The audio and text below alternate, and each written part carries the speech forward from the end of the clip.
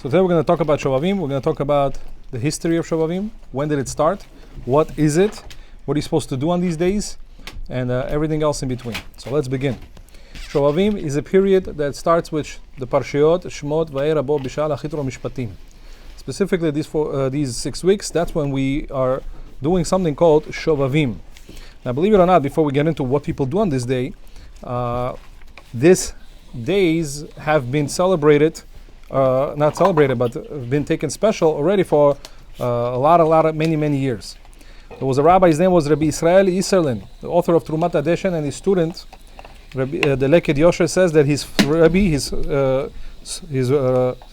rabbi, he fasted for 40 days during this period of Shovavim. So you can imagine something that has to do with fasting, something to do specifically with this Parshiot. Now this rabbi, the Rabbi Israel, lived from the year 1390, he was born, and died 1460. So you can imagine already, this has already been going back to 500 years. Almost 500 years, this is when it's going. On top of that, you see already we have a rabbi, his name is Rav Yosef Kara, the author of Shulchan Aruch. He also writes in a book called Magid Misharim that the Magid, the angel that used to come and learn with him, also told him to do the same thing, to fast and take these days seriously. So what's so special about these days? That's what we're going to get into.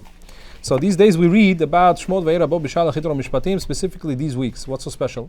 So the Arizal explains as follows. And he tells us that first we have to look in the Gemara Masechet Eruvin. The Gemara tells us on page 18 that Adam Arishon, after he sinned from his, after he ate from the tree that he wasn't supposed to, he knew that he did something wrong, but there was no concept of teshuvah yet. How do you do teshuvah? How do you say I'm sorry? He didn't realize. So he thought maybe it's because of his wife. Something has to do with his wife. So he said, you know what? Maybe if I'll stay away from this wife that caused me to sin, then maybe I will somehow get forgiveness. So that's what he did, and he stayed away from his wife for 130 years. 130 years, and we know what happened during this 130 years. A lot of these tipot, came out, which created demons, forces of demons, in these, but they had to come back as real children. So HaKadosh Baruch Hu, with his mercy, came and he said, you know what, I'm going to give them opportunities, these souls, to come back as humans and fix their soul, so to say. So the first chance God gave them is in the time of Noach. By the time of Noach's time, they came to fix these things. And we know what happened there, why God brought the flood. And the Torah tells us like this: Hashem saw the wickedness of Ha-Adam. It says again, the wickedness of Ha-Adam, even though Adam Adarishon was dead long time ago. So still, the Torah, instead of saying mankind, the Torah uses Ha-Adam, the wickedness of the man. Of the man, should have said Ish or mankind. But the Torah is hinting over here with the pasuk that says Ha-Adam, to tell you that these people that came to the generation of the flood, they were really the souls that came out of Adam Arishon, and they failed. They came and they did immorality. They did a lot of immoral things. So that's why God had to bring them flood. The second time they came is the generation right after that, the generation of the Babylonian tower. And still the Torah says, Veta migdal asher banu b'nei ha'adam. Again, the Torah uses the word ha'adam, the tower that was built by the sons of ha'adam. What do you mean ha'adam again? They should have said mankind. It's not the word you use. Again, the hint says the Arizal that these are the children of Adam Arishon that originally came out of him for 130 years, during that duration, 130 years, and they could not fix their sin. They did not fix their sin, and therefore they had to come back, and Hashem gave them the third final chance. And that is the times of when the Jewish people were in Egypt, when the Parshiot that we're reading right now. That's when they came back again, and the Torah calls this Kur HaBarzel, iron furnace. It's like a furnace. It's mamash went there and we got cleaned out. But pay attention, in this week's parasha we read how Paro brings interesting punishments for the Jewish people. Number one, he says, Habena yolad ayora tishlochu. The Paro says that any boy that was born, throw him in the river. That's the Arizal says it's not a coincidence. Specifically, you take the children, throw them in the river. He could have killed them many other ways. He could have told them bury them, throw them to crocodiles. I don't know. So he said specifically the river. Says that Arizal, that's a hint from the first time that these people were in here. What did they do? They were drowned in the flood. So Hashem is trying to say, these souls that are right here, these are the souls from the times of the flood, they drowned. So now they're going to be drowned again. And then they also did something unusual. He made them build these palaces or buildings on a Pitomram says, and we say that it's on a quicksand. He built them, they were building buildings, but then they just continued to sink. Why is that? That's again to try to hint to us what happened during this time. What happened? That the Jewish people were actually building that Babylonian tower. These same people, these same souls. So they finally got their tikkun when?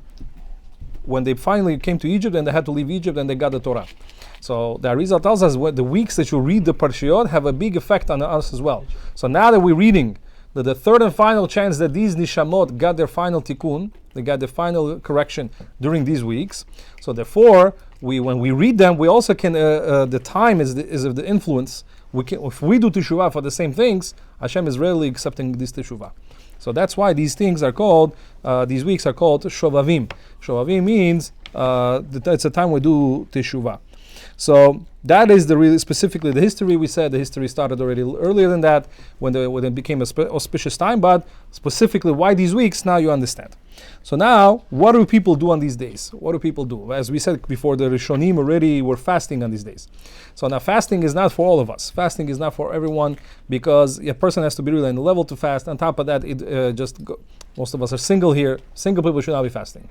That's not that what?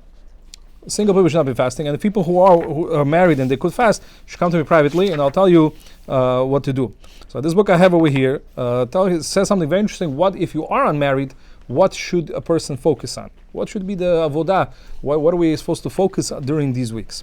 So number one, as a person, as we said, the reason that single people should not fast is because, Rav Yaakov Hillel says, is because it leads them to do more depression. It just leads you more depression. The more you start to think about different sins, the more it starts bringing you more sadness. On top, sometimes we have the opposite effect. The guy feels gava. He says, wow, I did tikkun, I fasted, that's it, I'm clean, this guy. And he looks at everybody low, as if they're lower than him. I was like, you're not fixed yet, I'm the fixed guy here. That's what he's thinking in his mind. I'm sure he's not acting like it, but that's the type of thoughts it gives you. So therefore, the Chachamim say that the person should not focus on these things until he gets married, until he has no longer tests in this area. Once a person is married, hopefully he does not have any more sins tests in this area. So therefore, now is the time to go ahead, because he knows he's not going to fall anymore. As long as a person is single, he's constantly on a brink. It's a battle every day. It's a battle every day. Kadosh Baruch Hu created the human, and we're all humans, and Kadosh Baruch Hu wants the world to continue, so he gives us these ta'avot, these desires, and we're supposed to control these desires only whenever we get married. Like a person who goes ahead and wants to stock up on different types of weapons for wartime. So what does he do? He takes the weapons and he just puts them around in his farm, on the streets, or he hides them. And why? When he hides them for a day, he needs them. So the same thing with a person is single. He should know that now is not the time. He's supposed to work on it, hold himself. And once he gets married, that's we're keeping ourselves from marriage. So we're not a Christian religion that believes that you're never allowed to get married because this is a sin. We don't believe that it's a sin, it's a mitzvah. But at the end of the day, there is a time and a place when it's supposed to be done. So what should a person do? What should a person do during this time? So this book over here, it says that married people should work on Sur Mera v'Asetov. We read this pasuk in Shabbat that David HaMelech tells us there is a pasuk called Sur Mera v'Asetov. Stay away from evil and do good. In Judaism, we don't just believe in stay away, also believe in good, and we don't believe just in doing good, we have to also stay away from bad. So, and a person who's single, his avodah, his worship, how does he worship God? Is to stay away from evil. And this doesn't apply to only single people. This applies, unfortunately, to every single person, doesn't matter what age he is. Today somebody told me a story. He said that one time Chafetz Chaim went to a convention. And at the convention they had, and this was back in Chafetz Chaim, the Rabbi Yisrael Meir Kagan, the Chafetz Chaim. In his 90s, he was in a big convention. And they saw there was a woman there, I don't know if she was a waitress or cleaning lady cleaning the floor.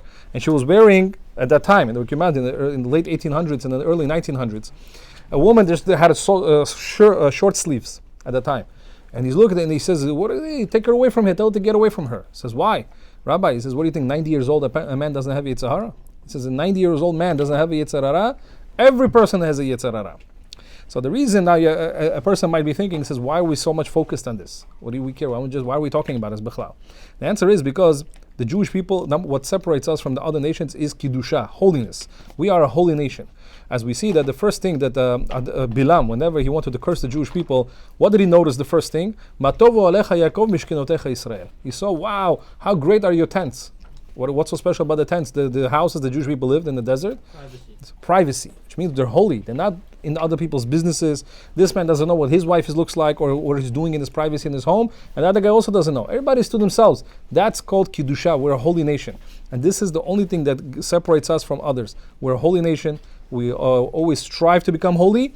And as we see clearly that generation we live right now, the number one Yetzer Hara is what, guys? No, what's the number one Yetzer Hara right now? Is to focus on holiness. It wants to get us not to be holy anymore. That is the number one thing. You should know that. And there's a reason for why that's so.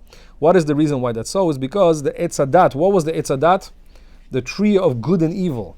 The tree of good and evil has to be fixed. We have to fix that sin. So how is God ever going to come and make you fix the tree of good and evil? Tov v'ra, Etz HaDat, tov v'ra. How?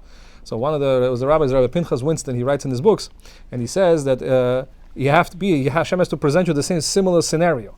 And the same scenario that was there, and he says, what is today the Etz HaDat HaTov v'ra? He calls it the internet. The internet is the tree of good and evil. He says, pay attention. He says, how is internet? If you ever took a course, understand how internet is built. It's a big backbone. It's like a big, huge wire under the earth. And it has like these branches. And it says, and interestingly, this is the only place in the world where you can find good and bad. Nowhere else do you see. You can't tell me this soda. I mean, maybe this soda is good and bad, but I don't know. Certain things are not everything is good and bad. Eventually, it's good. If you have a little bit of it, it's still good. It's not bad. But in the end of the day, number one place where you have the lowest people in the world, and the best, so much Torah information and everything else, the best information is also the internet. So our job in this world is to understand, to fight that.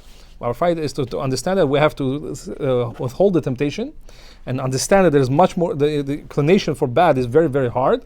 Just like the Adam HaRishon had the iteration to wanting to know what's going on there, what is out there. I want to know what these websites are, what these apps are. I want to know everything. So that's when we fail, we fulfill we're about there. We're almost done.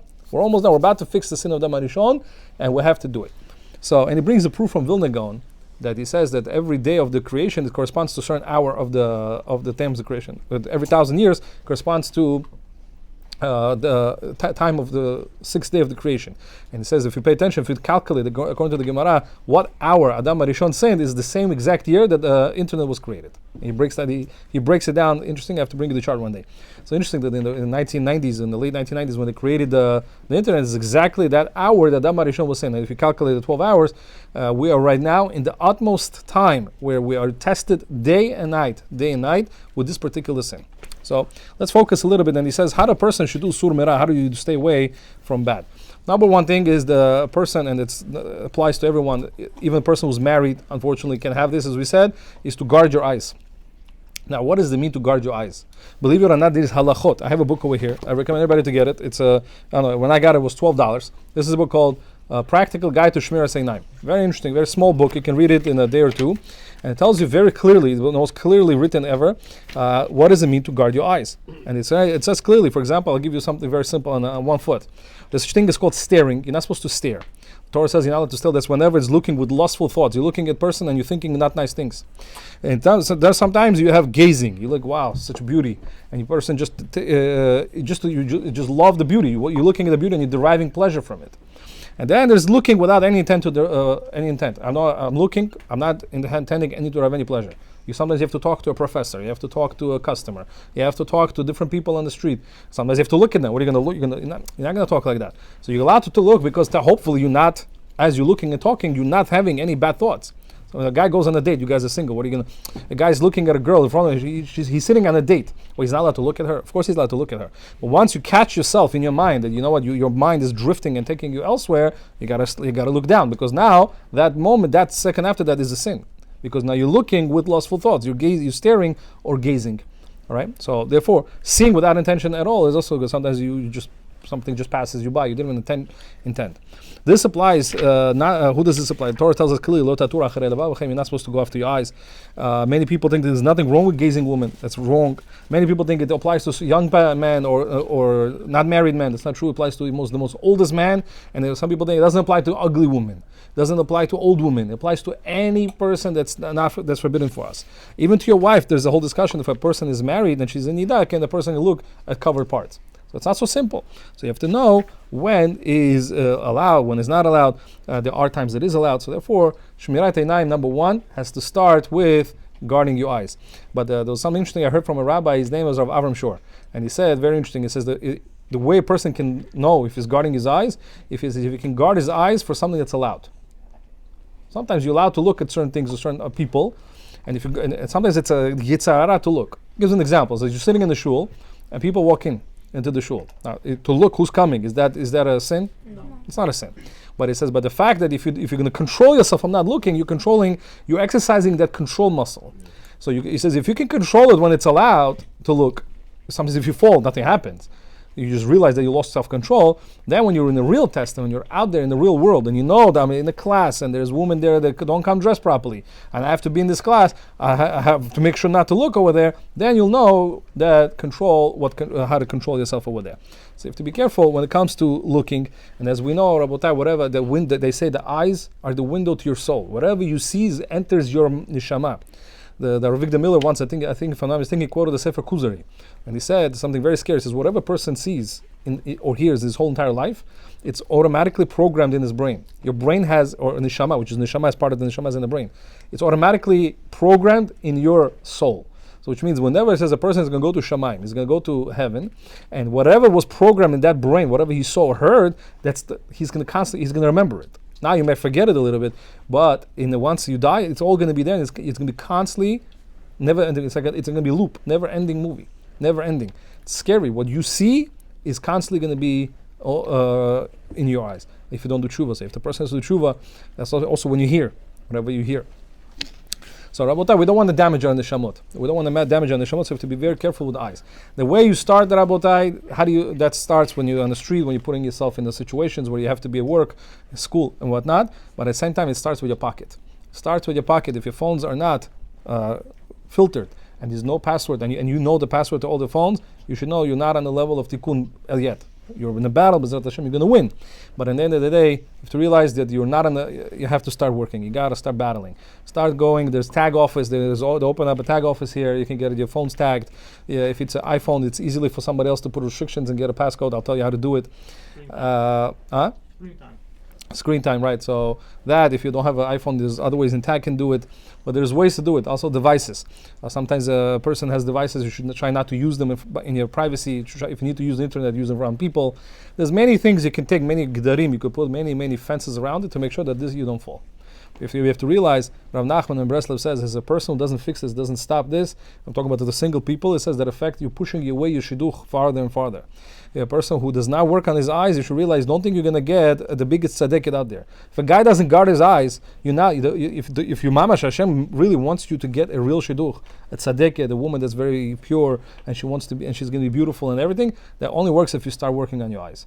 If you're not going to guard your eyes, and if you're not going to start guarding your brit, then it says you're pushing it farther. Some people do get married, but they have big shalom bayit problems. Sometimes they do get married, but so there's two reasons why it says Rav Nachman, a person is not married. Either the two repercussions. Either A, he's pushing his shidduch farther and farther, he's going to have a hard time to find it, or B, he's going to find somebody, but he's going to have a lot of shalom bayit problems. So it's kedai, it's conducive for a person holy to bring holy children and get a holy wife. So Rabotai, gazing, we said, is a problem. Don't do that. So that starts with that. So something else I heard from Rabbi Avram Shor. It's interesting. You guys will pay attention here. Is you see that the Hebrew alphabet has 22 letters. 22 letters. Without if you take the 22 letters, you put 11 on one line and 11 on the other line, divide them by the 2, right? 11 plus 11, 22. You put 5 on this each side. What comes out? The middle letters are interesting. What's the middle letter? Vav. 5 on this are Vav and the Pei on the second line. Right? What's Vav and the Pei? Vav it's also in the middle of the body. Vav represents the Brit. And Pei represents whatever it means, Pei, the mouth. These are the two organs that are in the middle of a person's body that a person has to work. They're correlated. So it says whatever, if you want to affect this, you got to start with this. You got to start with your mouth. Your mouth is a key to the Brit. As the Ramchal tells us, that a person who does not control his mouth, how does Yetzer Hara, says the Ramchal, overcome your body? When you open your mouth and you start talking about certain sins. So number one way to start doing tikkun abrit, says Ramchal, is not to talk about averot. Don't speak about different sins. This is not a topic to speak about. You just move on. You just every day is a clean day is considered a victory, and you don't move on. You don't talk about it. You know about it. You know how bad it is, and you work on yourself. But the more you talk about it, also it's not so conducive. Don't talk about different sins. And I'm not even going to talk about a person who has a dirty mouth and he speaks about dirty things. That's also obviously very, very bad. So when it comes to the mouth, first you have to control what goes in. Be careful about kashrut.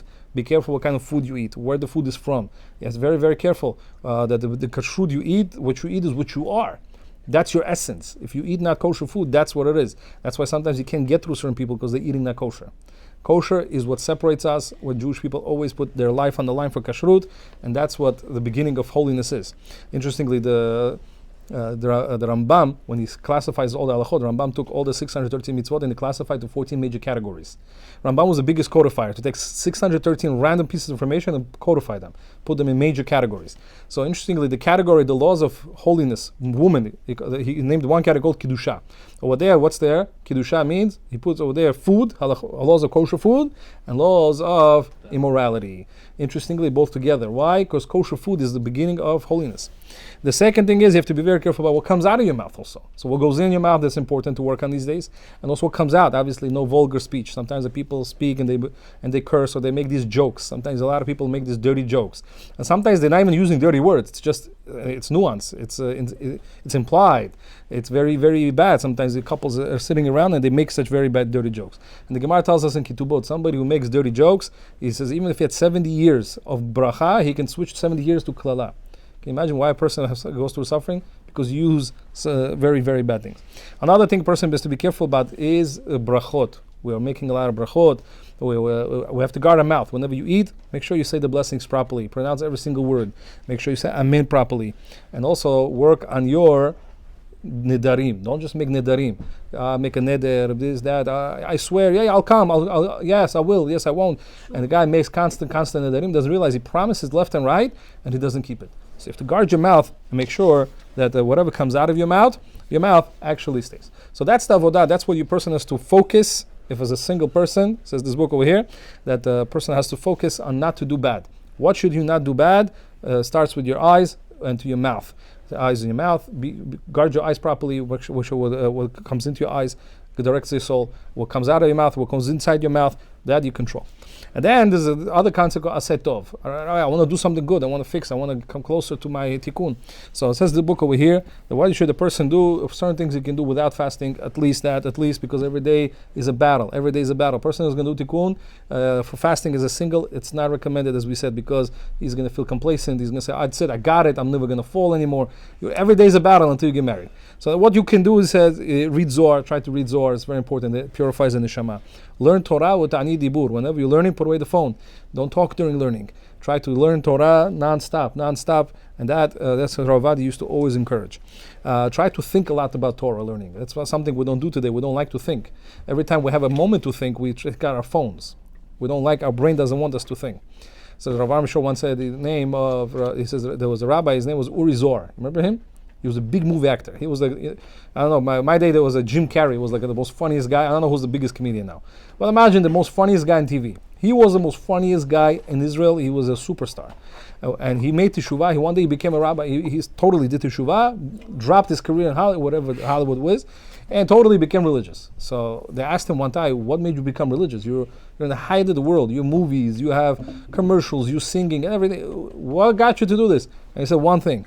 He says, one time I was on a flight. And back then, airplanes had no TV. Today, you have screen touches and everything. He says, one time I was on a flight. He says, every time I go fly, people used to just take reading material with them. Take a newspaper, a magazine, book. So he says, I forgot to take reading material.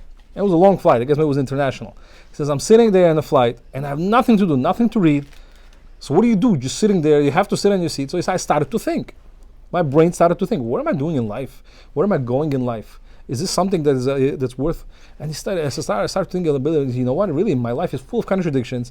I don't believe in anything. I don't know. And he said, you know what, I have to start looking into it. So sometimes you have to start using your brain. Use your brain. Because where does the tipa, the Mefarshim say, where does the tipa come from? Where does the seed originate? From the brain. If the brain is not working, then nothing will come out of the body. So where does it all start from? It starts from the brain. So try to mitaher your brain by thinking about different Torah learning. So there's books you can get about different questions about halacha without the answer. It's interesting. If I ask yourself a question, start to think about it all day. What could be the answer? Think about it. And then at the end of the day, you read the answer. This way, your mind is constantly occupied with Torah. That's one thing you can do. And also, try to understand each concept. So that's what we said a person can try to do when he's sur mera and aseh tov. Obviously, married people who are ready on the level, there can be something more that can be done. We can discuss it on the private. But for now, for us, for people, everyday people, us, and it's, again, everything I said applies to married people as well. You try to also do this. As Rabbi Shaul says, what's the problem with somebody who still didn't stop doing these averot, he doesn't guard his eyes, and he wants to already fast, and all these things. So you know what it's implied to? He says a guy picked up his charcoal, he picked up hot charcoal, and he wants to run to the hospital. And he says, I have a burn, but he keeps on holding on to the charcoal. So what's they going to tell him in the hospital? They said, drop the charcoal first, and we can heal you. We can heal your burns. So if a guy didn't stop sinning, how are we supposed to stop healing? You can't stop healing if you don't throw away the sin. Throw away the sin, and you have to be careful that you don't ever go back. Don't ever go back. Don't be entrenched in sin. There are opinions that he brings over here. There's a book called Secrets of the Soul, and he brings Rav Shlomo and it says, according to the Vilna Gaon, on top of that, it says a person who constantly thinks, I want to fix sometimes, and he's not ready. It says it can do the opposite effect. It can come and make you actually fall down even more. We don't fight the Yitzhara directly. You should focus on self-awareness, examining your midot and how it's influencing you, and start working on yourself from within. So, Bezrat Hashem, hopefully this will be a very meaningful Shovavim this time. And if you have any questions, take them right now. Yeah. 18, גואלנו. I had usually chavot also like for the Shovavim, but is it possible to do it all year round, or is it only this period? So there is, when we had discussed, I don't know if you give me a sidur, when we discussed the halachot, not halachot, we discussed the concept of prayer. Remember we did why everything means? Right, so we said there was one prayer, it could bring me, it's called Tekah b'shofar. This is a kavanah you can have during Shovavim. Chabot, right? Yeah, so we said in Tekah b'shofar, that's the kavanah you should try to have during Shovavim. There's a special prayer here that they put in all the sidurim. It's a yiratzon over here in a Tekah b'shofar. You have yiratzon over there. The Torah it says there is a special name of Hashem, Chet Bet Yud. It says Chayil Bala Vayikenu. So Chet Bet Vav. I'm sorry. Chet Bet Vav. So that's the kavanah you should have during Shovavim. To try to say Hashem, whatever by the neshamot, when the nitzotzot kedusha that was swallowed by the impurity, should be spit it out. That's the kavanah. We want to spit it back out and go back to the holiness. Another thing we forgot to mention is that a person should try to focus on Kriyat Shema Lamita. The number one tikkun you can do, and that's a tikkun for anybody, is to make sure you say Kriyat Shema before you go to sleep. The Zohar tells us, and according to some Mikubalim, that the person who says Kriyat Shema properly before he goes to sleep, not in his bed, try to say it on a chair, on the couch, and then go in your bed, is you kill about, according to some opinions, 1,125. And there's an opinion in the Zohar that says everything depends on your kavanah. If you have very, very strong kavanah, everything you create in your lifetime. Because 1125, whatever you said, is never going to be enough. Your whole entire life, 2 Gilgulim is not going to be enough to fix a guy who sinned maybe even for 2 months. Because there's like millions and millions of zera in one place. So therefore, it's impossible. You're going to every day is 1,000. How long will it take you to reach 1,000,000? So therefore, it doesn't make sense. So says it doesn't make sense. So therefore, I heard in some shurim they say that the person should know that you can fix all of them, and he's midag this from the Arizal. So therefore, you could kill a lot of the souls that person created, especially Kriyat Shema Lamita. So that's a separate discussion. How you do that? But that anybody can do. Anybody can do. Even women should do it. Everybody here should do it. And therefore, that's the best tikkun you can do. Does it matter with the bracha or without a bracha? The bracha is that's already a halachic question. There's nothing to do with tikkun. So bracha is, Rav Ovadia says, you should always make a bracha. Even you should try not to talk, but if sometimes you have to talk, Rav Ovadia says it's not a problem because this blessing is a blessing of praise, and some say it's a blessing on a mitzvah, which means I bless to sleep and I must fall asleep after. But Rav Ovadia says if there are opinions that say it's just a blessing of praise, so therefore you can rely on that. Always say the bracha then? You should try to always say the bracha, yeah. Even especially before chatzot. If you know you're going to talk, you should try to wait off and say the bracha until you know you're not. But especially if you know that everybody's in the house is sleeping. Everybody's asleep and you're the only one that's awake, why shouldn't you make a bracha? Who are you going to talk to? Because if I go upstairs, I know I'm not going to say it after, that's why. Because I still do things upstairs, like me personally. Okay, so make the bracha before you go to sleep. And say Shema, or say the one paragraph Shema again, and then go to sleep. So that would be the best thing. You could say it without a bracha. There are some rabbis, or Meir Eliyahu was saying that there was some rabbis in Israel, they used to tell their people, after Arvit, sit down and make Birkat Kriyat Shema Lamita. Without a bracha, obviously, because now you're saying it early. He says the fact that you do that, at least you kill somebody. All these things, you do the tikkun, even though you're going to go eat, you're going to do other things, you're going to do other issues you're going to do. But he says, at least you said the tikkun Kriyat Shema Lamita. And then at night, before you go to sleep, you can make the bracha, say Shema, and go to sleep. So that would be the best case scenario. Any questions?